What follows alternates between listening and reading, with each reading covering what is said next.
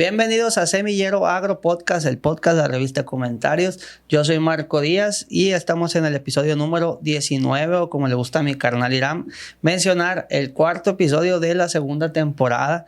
Hoy tenemos el gusto de recibir directamente desde la ciudad de Guadalajara a Víctor Manuel Tapia. Él es director comercial de Nanoxen, con quien platicaremos sobre nanotecnología y su aplicación a la agricultura. ¿Cómo los ha llevado una cosa a la otra? Bienvenido, Víctor. Muchas gracias, Marco. Quiero decirles que me siento muy contento porque estamos, como quienes nos están viendo en YouTube, estrenando aquí unos cambios en el estudio que me parecieron pertinentes. Estoy en el estudio anterior. En el fondo anterior decía 50 años y ya eran 51, entonces ya nos actualizamos y ahora sí aquí dice, como podrán ver, Semillero Agro Podcast. Germinamos conocimiento y experiencias del agro, de eso se trata en el sector agrícola, pecuario, porque el episodio número 13 habló de ganadería. Y bueno, pues como siempre, buscando temas innovadores, ahora vamos a hablar algo de nanotecnología y su aplicación en el agro. Bienvenido, estimado Víctor. Platíquenos de qué trata Nanoxen, cómo se ha dado este giro también a aplicarlo al agro y los pasos que van a dar, porque me comentaba esta división, pues prácticamente es nueva, ¿no? Claro, sí. Muchas gracias por la invitación. Y pues sí, nosotros en nuestra empresa nos dedicamos al desarrollo de nanomateriales. Eso es lo que hacemos. La nanotecnología en realidad es un campo de la ciencia de materiales que habla de o trata de estos materiales que se fragmentan y que en su escala pues, quedan partículas muy, muy pequeñitas. Para que te des una idea, un nanómetro es un milímetro partido en 1.000.000 de partes. Entonces, son millonésimas de milímetros los nanómetros y los nanomateriales se miden en esta unidad, los nanómetros. Un nanomaterial se considera cuando sus partículas miden entre 0 y 100 nanómetros o millonésimas de milímetro. Así que nosotros en Nano Coating Technologies, que es nuestra empresa, nos dedicamos a hacer desarrollo de nanomateriales, investigación y desarrollo de nanomateriales. Originalmente, la empresa tiene ya 10 años de existir. Sí. Originalmente hubo, durante casi todos estos 10 años, más científicos que otra cosa, porque estos científicos estaban allí buscando desarrollar nanomateriales y aplicar esos nanomateriales a recubrimientos, entiéndase, impregnantes o pinturas. Muchas pinturas se han desarrollado en estos 10 años, muchas patentes se han obtenido, pero en el ámbito de lo que tiene que ver con la desinfección, Nanoxen resultó ser uno de estos nanomateriales con un potencial enorme en múltiples sectores, porque podemos describir Nanoxen como una tecnología desinfectante basada en nanopartículas, porque este nanomaterial en particular resultó tener una aplicación que primero se usó en una pintura, la pintura hoy llamada Nanoxen, que tiene una propiedad autodesinfectante. Lo que tú pintas con nuestra pintura Nanoxen se vuelve autodesinfectante. Y quiere decir que se liberan al medio ambiente, a partir de esta pintura, sustancias que son capaces de eliminar bacterias, de eliminar virus y de eliminar hongos. Pero llegó un punto antes de la pandemia, en 2019, donde hubo la necesidad de darle un uso a esta tecnología para aplicarlo en un uso de desinfectante, es decir, aislar la sustancia activa de la pintura y estabilizarla en una solución desinfectante. Y es este líquido, que hoy es Nanoxen, y que tiene las mismas nanopartículas que originalmente estaban en la pintura, por favor. Sí, gracias. Y esas mismas nanopartículas que originalmente estaban en la pintura, hoy se estabilizaron en dispersión homogénea en este líquido. Es básicamente agua tridestilada que tiene en dispersión homogénea nuestras nanopartículas, que son minerales sólidos inertes. ¿Lo producen en Guadalajara? En Querétaro. Querétaro. La base de la empresa está en Querétaro. Y esta empresa, como comentaban, tiene varias divisiones. Es correcto. Sí, la primera división de Nanoxen que entró al mercado fue la de salud humana y desinfección de superficies inertes, como un desinfectante y también como un desinfectante en gel para manos. En plena pandemia comercializamos el gel desinfectante para manos como una mejor alternativa al gel base alcohol, porque tiene una residualidad que el gel base alcohol no tiene. Es capaz nuestra tecnología de mantener desinfectadas las manos durante mucho tiempo. Pero esta propiedad nos dio pie para probar en el sector agro, como bien dices. Así que es la división de Nanoxen Agro, esta que permite explotar muchas de las cualidades de nuestra tecnología en beneficio del sector. Antes de pasar al tema agro, que es básicamente lo que abordamos aquí en Semillero Agropodcast. Salud, carnal. Castornudo, Irán. Antes de pasar a ese tema, me gustaría platicar. Veía por ahí en LinkedIn, tiene una carrera muy larga. Se ha enfocado a energías renovables, también a temas como de, no sé si sea el término, ¿no? Como de inocuidad hospitalaria o algo por el estilo. Platíqueme un poquito de esa parte, de su carrera, y tanto académica como profesional, ¿no? Claro, muchas gracias, Marco. Sí, tuve la oportunidad de cursar, además de la licenciatura en diseño industrial, después cursar una maestría en eficiencia energética. Okay. Y es por eso que me vinculé con cambio climático y energías renovables. He dado clases de ambas cosas, de cambio climático, descarbonización y temas de energías renovables. Y es algo que me apasiona. Sí. Me he involucrado en el desarrollo de construcciones verdes con certificaciones internacionales como la certificación LEED. Y fue gracias a este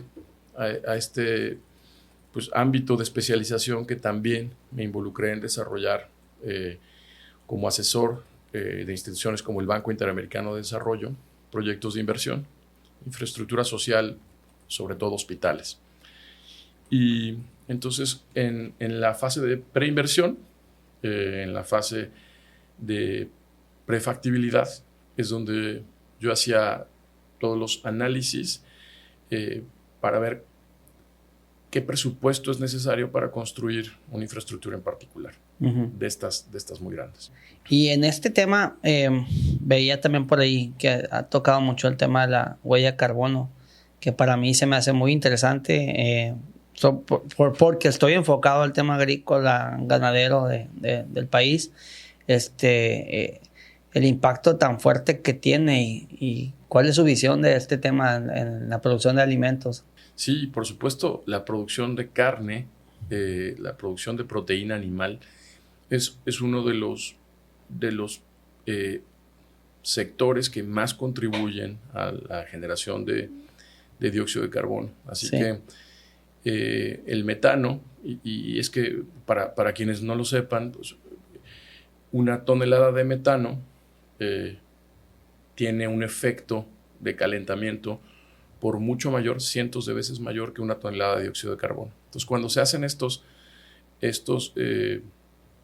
mediciones, porque hay una metodología de medición de la huella de carbono, lo que se hace cuando se encuentra una tonelada de metano que producen las heces fecales de por ejemplo, el ganado, se tiene que multiplicar por 400 para tener una unidad en común, que son toneladas de dióxido de carbono.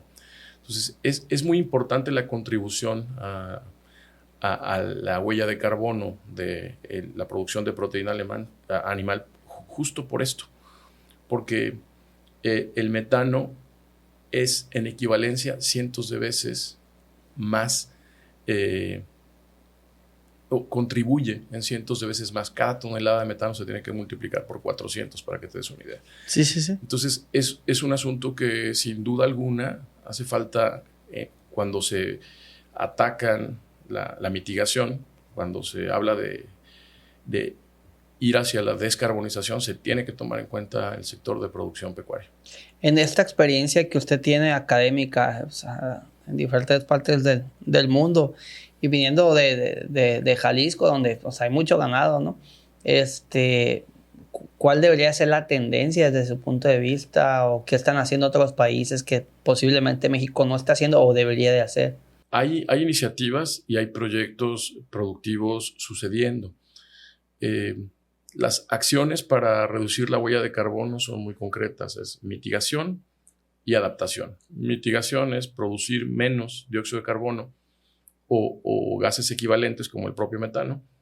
Y adaptación, pues son todas aquellas acciones que tienen que ver con estar listos para ese cambio climático.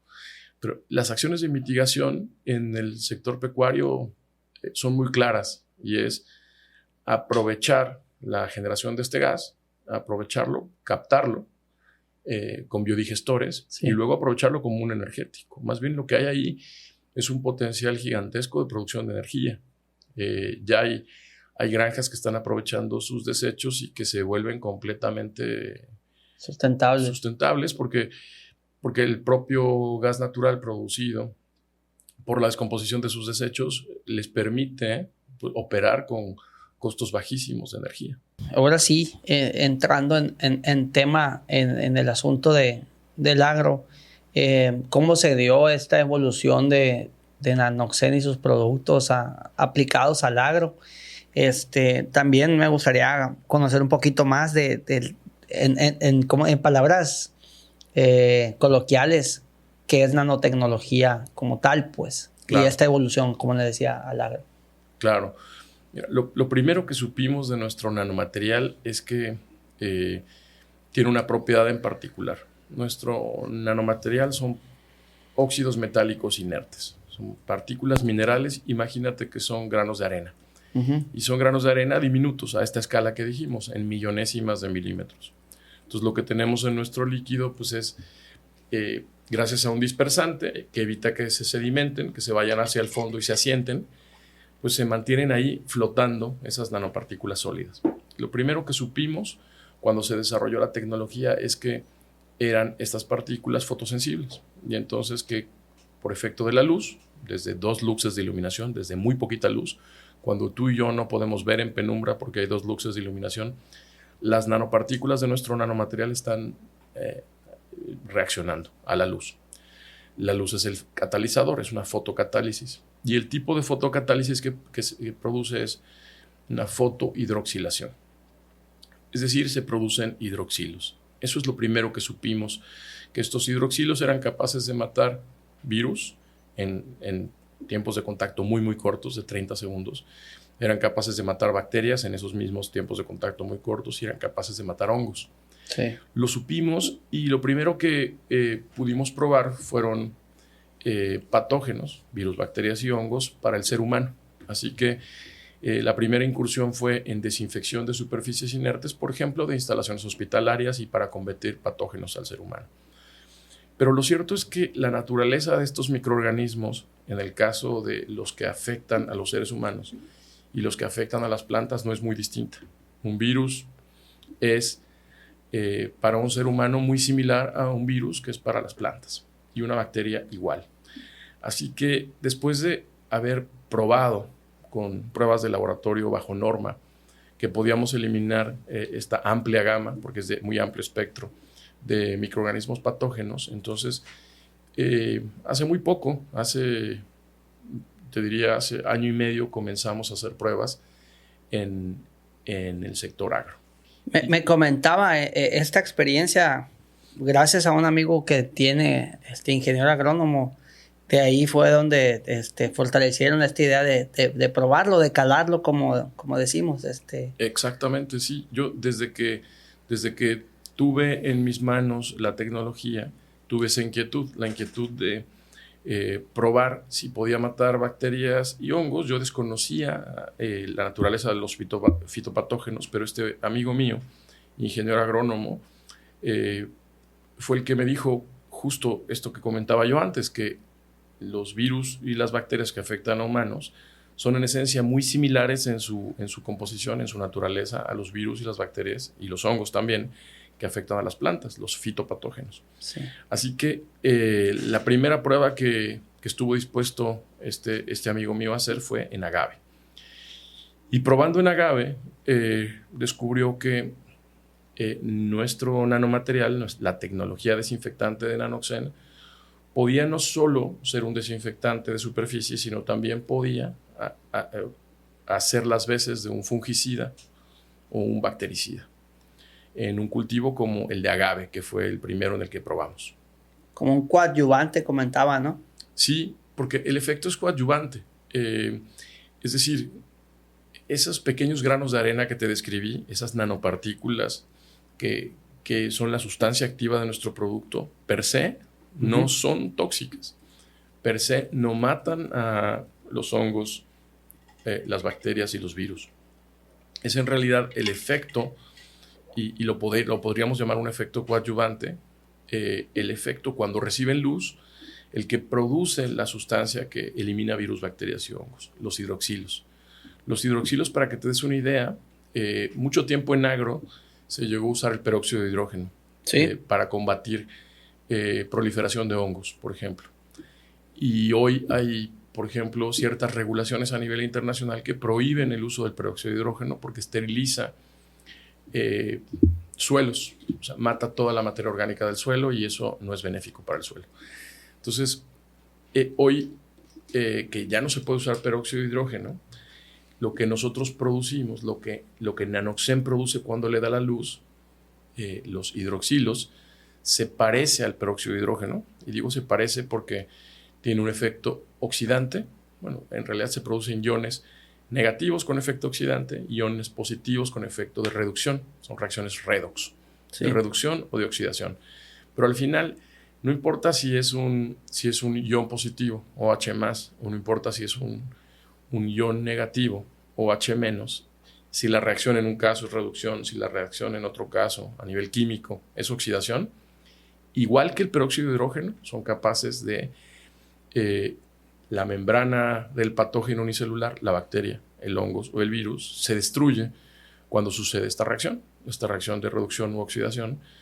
Y entonces, destruida la membrana, destruido también el núcleo, tiene una cualidad muy, muy interesante, y es que no genera resistencia. Cuando se usan fungicidas, la normatividad internacional obliga a que se estén rotando estos fungicidas, al igual que cuando se usan desinfectantes, por ejemplo, en las instalaciones de empaque. Los empaques se tienen que desinfectar con una sustancia, convencionalmente cuaternarios de amonio, pero después se tiene que rotar, porque si no se cambia el cuaternario de amonio, entonces se generan microorganismos multiresistentes, claro, superbacterias. Bueno, la razón por la que se generan superbacterias es este mecanismo de resistencia. Pero cuando una sustancia como la que se produce con nuestras nanopartículas, los hidroxilos, destruyen la membrana y destruyen el núcleo, no hay resistencia. Y eso es otro... acaba con todo, pues. Exacto. La resistencia se produce cuando el núcleo no es... la molécula de un desinfectante puede destruir la membrana, pero no el núcleo. Y entonces el núcleo es ingerido por el patógeno de al lado y hay memoria celular. Recuerda que esto mata.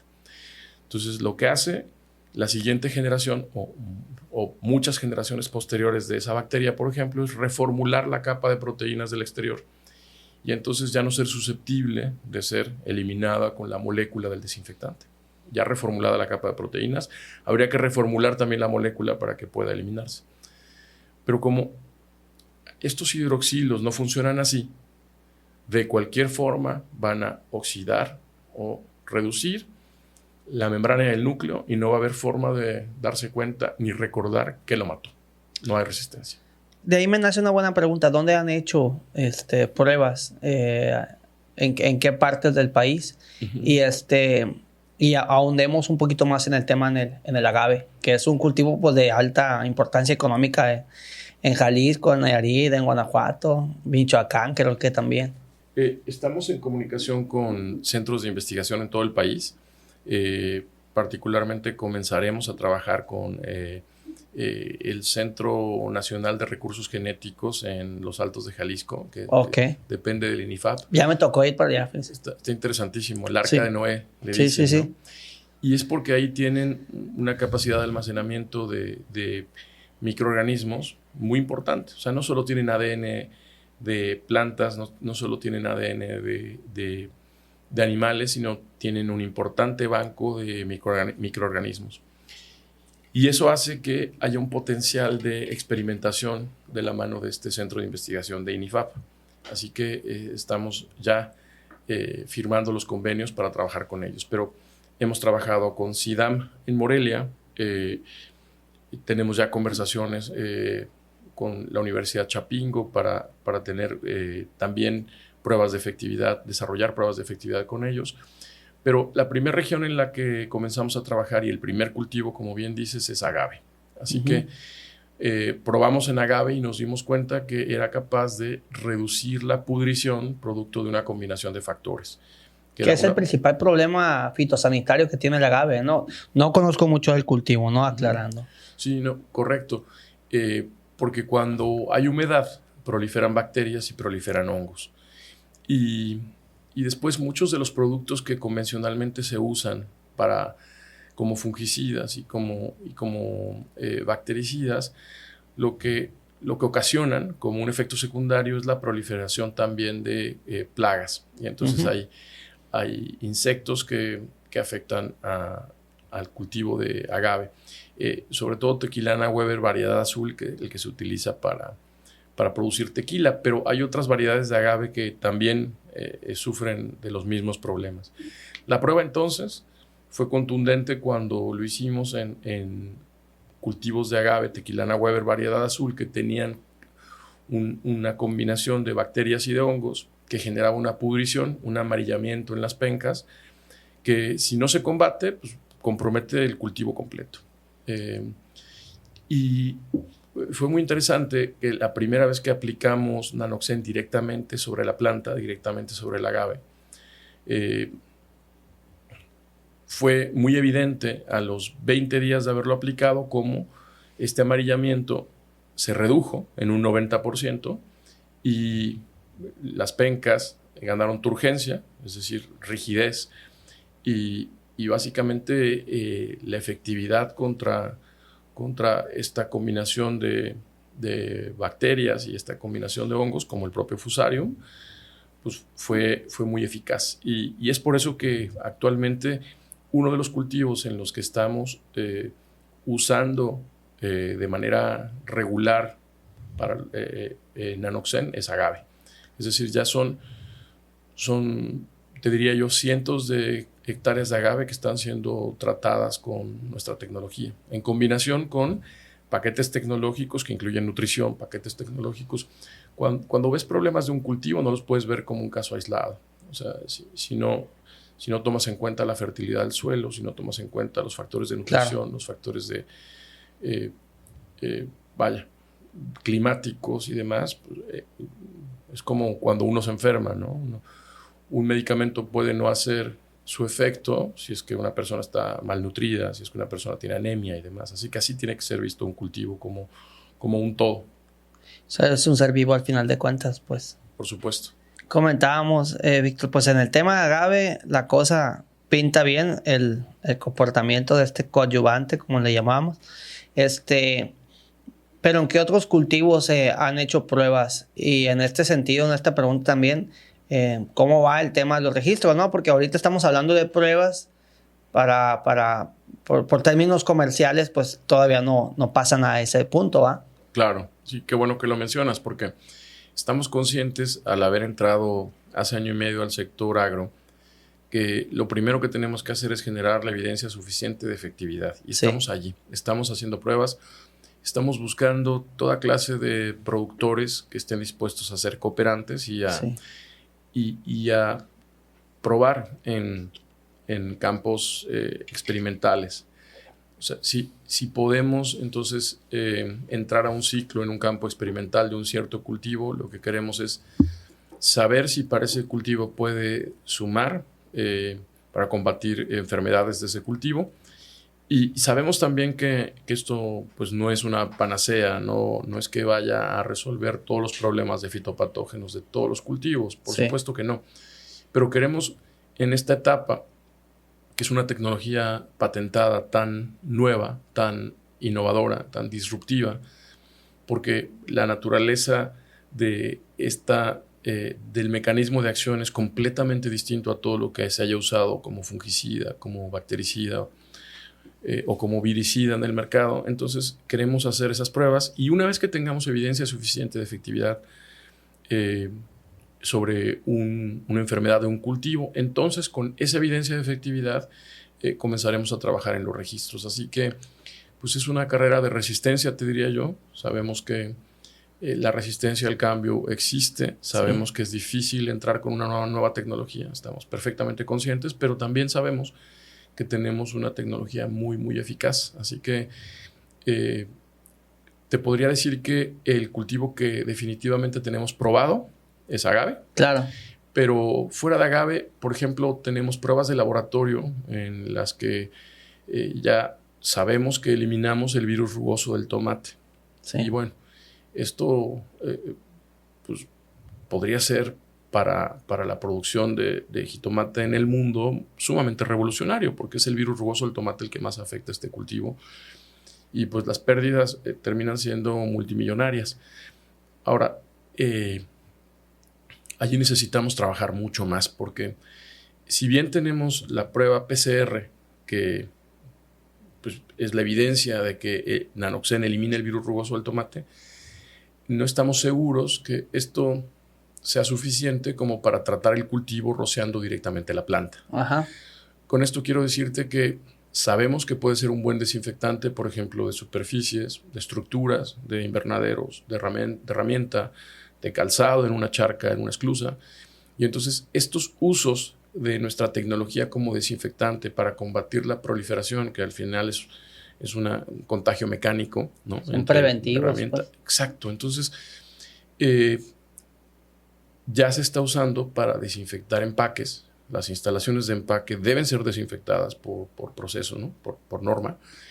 Y instalaciones de empaque de aguacate están siendo desinfectadas con nuestra tecnología. Instalaciones de empaque de jitomate están siendo desinfectadas con nuestra tecnología. Son mercados grandísimos. Claro. Y ahí estamos acortando los tiempos de la desinfección del empaque y estamos haciéndolo de mejor forma contra otras alternativas, otras tecnologías de desinfección. Somos más rápidos y además afectamos menos al personal. Podría incluso desinfectarse en presencia del personal. No tendría que retirarse el personal porque nuestra tecnología es completamente biocompatible y no tóxica para el ser humano. Pues de hecho, ahorita que hace ese comentario, pues hasta antes de iniciar el podcast, ¿no? Pues se lo echó a la boca y todo, o sea, exacto, no pasa nada. Pues. Sería impensable que un desinfectante o un fungicida tuviera esas características, ¿no? O sea, impensable que ningún producto que se usa como fungicida en el sector agro pudiera rociártelo en la boca como lo acabo de hacer con nuestra tecnología. Y es que también tenemos esa evidencia de que es completamente biocompatible, no tóxico. Y así como me viste echármelo en la boca, pues entonces quiere decir que para una planta no va a generar el estrés que sí genera la aplicación de un fungicida, cualquier pesticida. El estrés, el impacto. Entonces, en temas de virus rugoso del tomate, es una opción, es una alternativa, pero siguen en temas de pruebas, ¿no? Para ver, yo pienso, ¿no? ¿Cuál sería la mejor aplicación, va? Exactamente. Para mejorar su efectividad. Exactamente. Y es en esta etapa en la que es fundamental poder contar con la colaboración de productores, como dije antes, productores cooperantes que nos permitan desarrollar protocolos de aplicación para saber cómo aplicarlo. Y sin estos protocolos no podríamos saber si va realmente a contribuir a curar un cultivo, contribuir a prevenir que se contagie un cultivo, porque hoy no lo sabemos. Tener un resultado positivo de que elimina sobre una superficie inerte con una prueba PCR virus rugoso del tomate es un gran avance. Uh-huh. Pero es solo el principio de determinar cómo puede llegar a usarse esta tecnología. Antes te conté de la pintura. Lo que tenemos claro, por ejemplo, es que haría sentido pintar con pintura Nanoxen todas las estructuras metálicas de un invernadero de jitomate. Porque entonces tendrías ahí un elemento, la pintura de la estructura del invernadero, que está constantemente combatiendo, ¿no?, la proliferación de este virus. Ese tema de la pintura es otro asunto dentro de lo que aquí tengo pensado preguntarle, ¿no? Uh-huh. Pero antes de entrar a ese asunto, me gustaría conocer de dónde viene esta tecnología de la nanotecnología. Con esta pregunta me refiero a los investigadores que trabajan para Nanoxen. Sí, claro. Son, desde que nace la empresa, son más científicos, te comentaba, que otra cosa los que trabajan allá. Nuestro científico investigador en jefe es el doctor Víctor Manuel Castaño. Es un investigador de tiempo completo por la UNAM, del Sistema Nacional de Investigadores, y son los desarrollos científicos del doctor Castaño, junto con nuestra directora de tecnología, la doctora Ariadna Ríos. Son ellos los que encabezan el desarrollo tecnológico y la investigación en torno a la efectividad de Nanoxen. Son ellos los que gradualmente vienen del campo de la ciencia de materiales a sectores como el de salud humana, salud animal y ahora el sector agro. Así que pues tenemos un tremendo respaldo ahí de investigadores. ¿Cómo ha sido para usted la transición en este campo del agro, ¿no? Porque pues estaban en un ámbito diferente, ¿no? Pues aplicación hospitalaria, y ahora pues le toca ponerse de repente, yo creo, unas botas y echar la vuelta a los agaves y todo esto. Claro, por supuesto. Pues sí, radicalmente distintos. Son sectores completamente distintos, son economías distintas. Son personas distintas, por totalmente. Supuesto, son esquemas de comercialización diferentes, hay una estacionalidad propia de cada cultivo y sus ciclos. Entonces, pues es un mundo por descubrir. A mí, que soy alguien curioso por naturaleza, me llama muchísimo la atención del sector. A mí me apasiona ir aprendiendo cómo podríamos llegar a impactar en distintos cultivos, en huertas, por ejemplo. Sí. Tenemos gente ya probando en huertas de cítricos contra dragón amarillo, gente probando contra cigatoca en plátano. Así que pues todas las enfermedades que afectan a toda clase de cultivos, sin importar de qué tipo, tienen un potencial.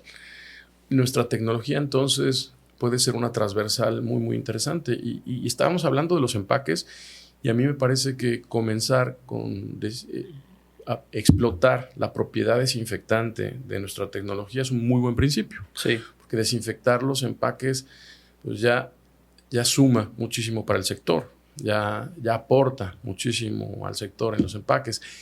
Y gradualmente, y con el tiempo que esto tome, ir evaluando si puede llegar a curar enfermedades en otros cultivos, como lo ha hecho para el agave, es muy interesante.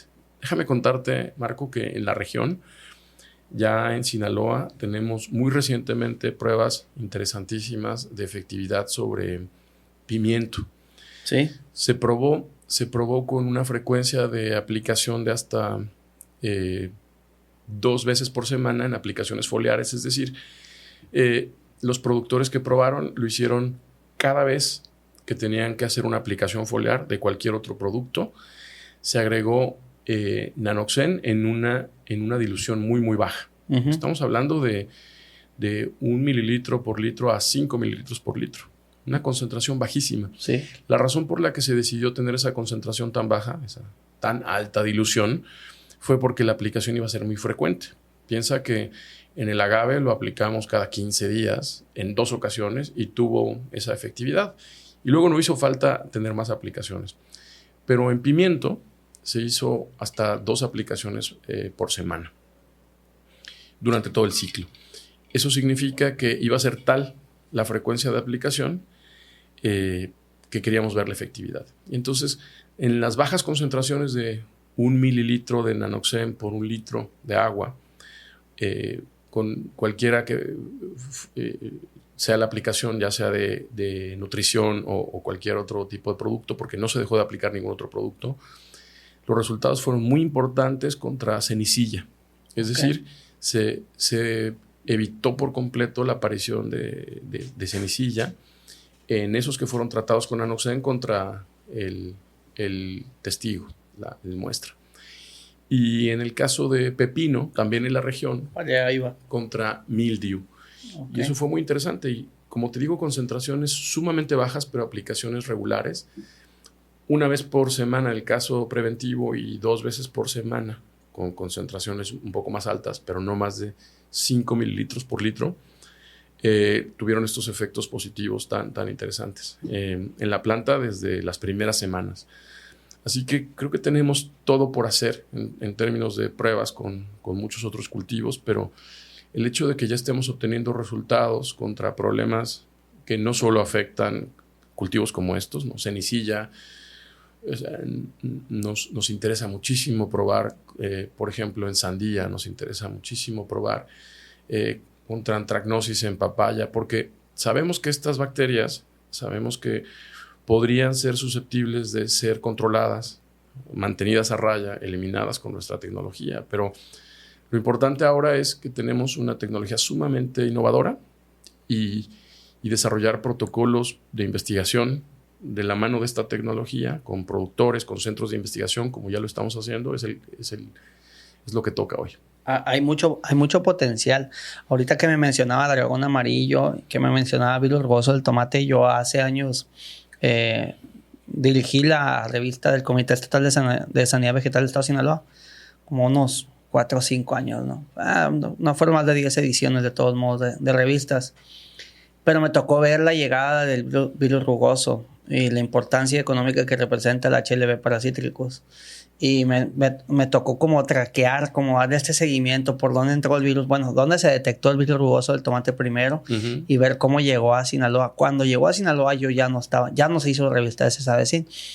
Pero como que en ese tiempo se hizo como que me desligué un poquito del tema.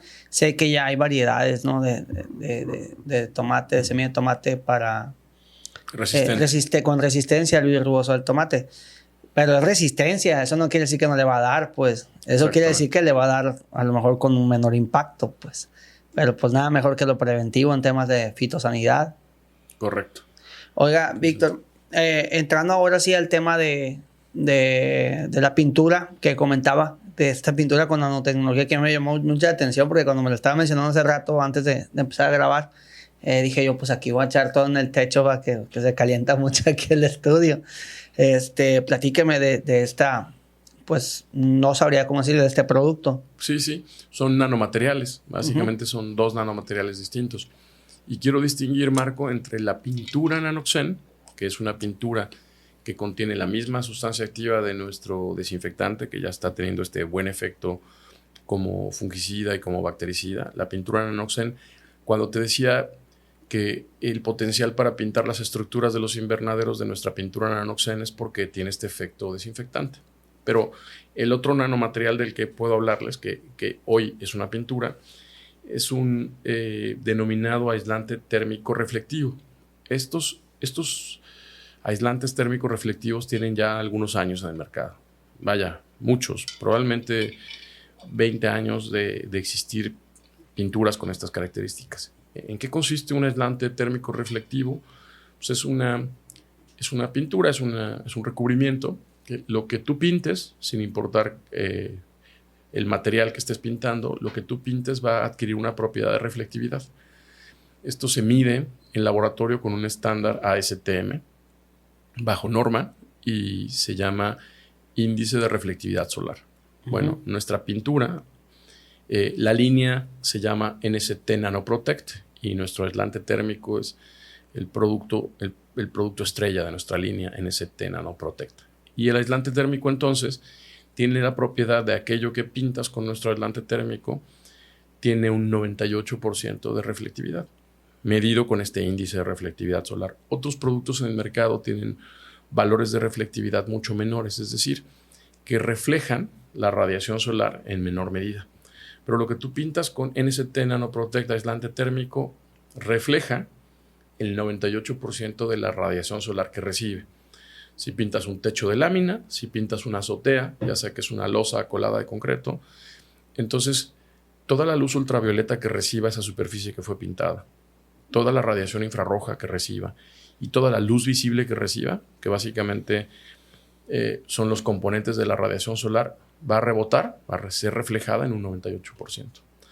Eso significa que la ganancia térmica producto de recibir esta radiación pues es mínima, así que no se calienta.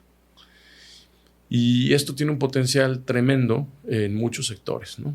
En arquitectura, en industria, para naves industriales, en el sector agro. Vaya, hay regiones del país donde tienen que pintarse las cubiertas de los macrotúneles y de los invernaderos para reducir durante unos meses la temperatura del cultivo, porque si no, la deshidratación y la radiación solar es tan importante que afecta el propio cultivo. Así que en esas condiciones también podría llegar a usarse en agro, pero donde particularmente está teniendo un impacto positivo es en el sector pecuario, porque se están pintando casetas de cerdos y casetas de aves, reduciendo la incidencia de estrés calórico y aumentando la tasa de conversión en el caso de los cerdos, que cuando hay picos de temperatura, el aumento de temperatura afecta de muchas maneras a los cerdos y sobre todo dejan de comer y la tasa de conversión se reduce.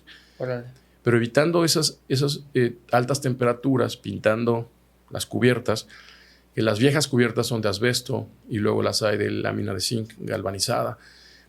Pintar esas cubiertas con nuestro aislante térmico tiene un efecto positivo en la reducción del estrés calórico de los cerdos y en la mortandad por aumento de temperatura en las aves.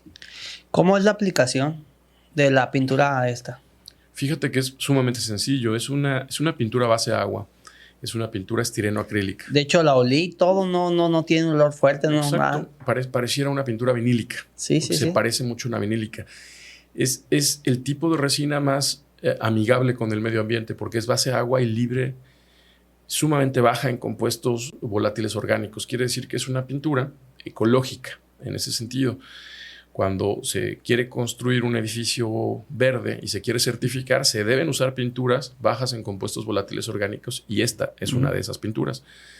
Así que se pinta con brocha, con rodillo, con cepillo, con pistola y con estas máquinas nuevas que son sin aire, airless, es con la que se obtendría el máximo rendimiento. Está interesante. ¿Y ya lo están calando en granjas en donde? ¿En Jalisco? Exactamente, son granjas en Jalisco y muy recientemente granjas en el estado de Sonora, donde estamos pintando las casetas de los cerdos y teniendo una disminución de hasta 10 grados centígrados en la temperatura ambiente interior. Ojo que la disminución de la temperatura de la superficie que pintamos es tremenda, hasta 30 grados centígrados menos después de haber pintado a una mano la superficie. Órale. Eso es tremendo, es 30 grados centígrados menos en la superficie pintada. No hay producto en el mercado que pueda hacer eso. En su experiencia, ¿ya había visto nanotecnología aplicada en agricultura en otros países? Sí, por supuesto que hay investigación en nanotecnología. Hay centros de investigación en todo el mundo desarrollando, sobre todo, te diría, nanofertilizantes, nanotubos de carbono usados como fertilizantes. Sí hay mucha investigación en nanotecnología para el sector agro. Te diría, la que conozco ha sido más enfocada en nutrición, con productos nano. En nuestro caso, estos dos nanomateriales, el Nanoxen, pues tiene un enfoque un poco distinto de lo que conozco y es de el efecto fungicida, bactericida y viricida. Hay diferentes opiniones que yo he escuchado sobre el tema de los nanofertilizantes, ¿no? Correcto. Tengo amigos, ingenieros agrónomos que reconozco y que admiro, que están en contra o que no creen, por ejemplo, en la nanourea. De hecho, por eso agarré el teléfono para estar seguro de lo que estoy comentando. Pero también leí en un grupo de unos amigos de allá de Bajío, saludos, que dice uno de ellos, pues yo lo he utilizado y a mí sí me funciona. Pero tengo otro amigo por acá que está, pues que no cree en el tema de la nanourea. ¿Usted qué opina de este producto? Mira, te tengo que responder desde la ignorancia, porque a pesar de que he visto publicidad de la nanourea, los dos productos que vi anunciados de nanourea me remití a la especificación y al contenido. Sí. Y lo que pude ver... A lo científico, pues. Sí, lo que pude ver desde el desconocimiento, porque yo no soy el especialista. En nuestra empresa hay un grupo de científicos que son los que ven esto. Yo creo que nanourea está siendo un término comercial, porque difícilmente son nanopartículas. ¿Te acuerdas lo que hablábamos de millonésimas de milímetro? Sí. pues un nanomaterial solo es un nanomaterial aquí y en China cuando las partículas que lo forman miden entre 0 y 100 nanómetros. Y yo lo que pude ver, revisando la literatura Sí lo revisó entonces, sí le llamó la atención. Sí, por supuesto. Es que no se trata de nanopartículas. O sea, se trata probablemente de urea que han pulverizado de cierta forma, pero no a escala nano. Y que la comercializan como nanourea, como un asunto meramente mercadológico. Sí, porque decir nano es hablar de tecnología y es como de lo más top, pues. Pues sí, decir nano es tener la certeza de que estás produciendo un nanomaterial y que has medido la escala de las nanopartículas que estás produciendo. Yo creo que lo que pude ver, y te hablo, como te digo, desde la total ignorancia. Y sin polemizar, no se preocupe. Sí, no, es un asunto meramente mercadológico, donde estaban hablando de una urea que presumen como más bioaccesible por parte de la planta, por estar más pulverizada. Pero yo cuestionaría si realmente se trata de un nanomaterial. Bueno, otra pregunta, ya cambiando el tema de nanourea hasta aquí. Pero era una buena pregunta, yo creo. Víctor, en este tema de la nanotecnología, ¿es cara la investigación? ¿Conlleva recursos, pues? Sí, por supuesto. Los costos de desarrollar un nuevo nanomaterial son muy importantes por muchas razones, ¿no? Luego, básicamente son desarrollos tecnológicos que comienzan generando pérdidas en los primeros años. Es un pozo sin fondo, te diría yo. Mira, igual que el podcast, Irán. Pues mira, tienen algo en común entonces. Porque lo primero que tienes que hacer es encontrar qué combinación. Al final es como los viejos alquimistas. Encuentras la fórmula que tiene esas propiedades, encuentras que esas propiedades resuelven un problema y luego, a pesar de que ya tienes claro, como nosotros lo tenemos con estos nanomateriales que resuelven un problema, luego lo que tienes que hacer es desarrollar la evidencia suficiente de la seguridad de la tecnología, ¿no? Luego, primero... Y más por las aplicaciones, ¿no? O sea, conlleva un trabajo interminable de investigación. Por supuesto, sí. Puedes ir tan lejos como tú quieras. Es decir, podrías, por ejemplo, generar estudios de análisis de ciclo de vida a lo largo de toda la cadena de valor de un producto en particular. Podrías elegir al azar aguacate y luego entonces aplicar en huertas de aguacate para reducir justo hongos. Y te lo digo porque ya hay productores de aguacate usándolo para reducir la proliferación de hongos, sobre todo en huertas de alta densidad, con buenos resultados. Pero a partir de ahí podrías generar, a lo largo de la cadena de valor del aguacate y el ciclo de vida, hacer la trazabilidad de la nanopartícula, es decir, desde que la aplicas, ¿a dónde va a parar, no? ¿A dónde va a parar? Y si termina habiendo una bioacumulación en algún sitio, por ejemplo, océanos. Luego, si ahí va a tener una repercusión negativa. Así que hay una responsabilidad de por medio cuando se desarrollan nuevas tecnologías como esta. Y nosotros estamos absolutamente conscientes de esa responsabilidad. Y es por eso que damos pues, pasos muy cortos, pero que queremos que sean muy sólidos. Porque cuando hablamos de evidencia de biocompatibilidad, pues porque lo evaluamos, por ejemplo, con un protocolo de Organización Mundial de la Salud sobre embriones de pollo. Y nos dimos cuenta que esos embriones de pollo, al ser expuestos a nuestro nanomaterial, no solo no morían, sino aumentaba su supervivencia en embriones de pollo. Y lo hicimos con roedores también. Y entonces, evaluar embriones de pollo, que son los organismos pluricelulares más sensibles a la vida. Los pollitos se mueren casi con verlos feo, ¿no? Soplarles.